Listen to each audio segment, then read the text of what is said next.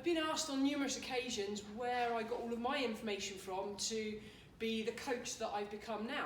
Well, for those of you that don't know me as a weightlifter, I spent 2.5 decades actively competing at the highest levels.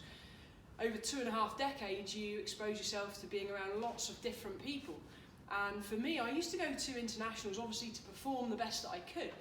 But I used those as opportunities as well to spend time in warm-up rooms, in training halls, just watching other lifters from all over the world train.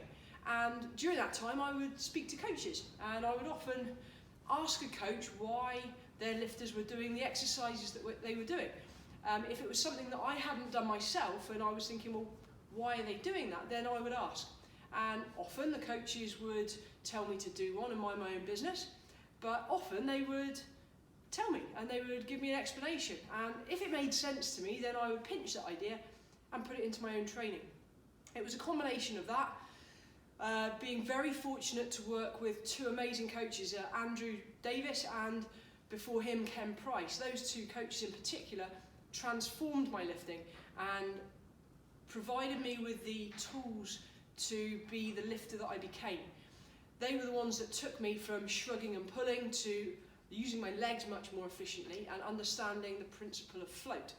Now, I took that knowledge combined with everything that I'd discovered across all my competitions, travelling the world, and that is kind of what I now put into my own coaching, I guess. So my coaching is a combination of everything that I've learned over 3 decades of being involved in the sport.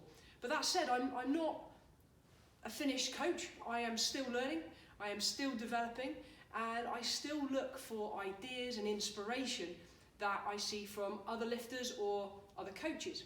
Now, there are some great lifters out there. That doesn't mean you should copy them. There are a lot of lifters out there that are doing the naughty and abusing the drug system. There are a lot of lifters out there that are superhuman, and it's just not right for us to try and emulate them.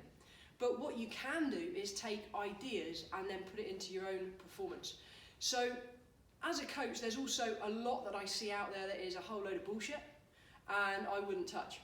So if I don't do a particular exercise, feel free to message me and ask, because there will be a reason behind it. Just because somebody is doing something that I haven't seen before doesn't mean that I should adopt it myself. I ask the questions to understand why lifters and why coaches are prescribing those movements, and if it makes sense, then hell yeah, I'm going to take it. If it doesn't make sense, then I'm not.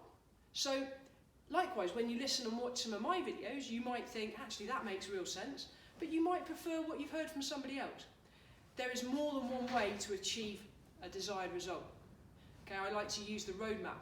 If we're going from point A to point B and driving a car, you can take the straight route down the motorway, or you can go and visit every town on the way to get there.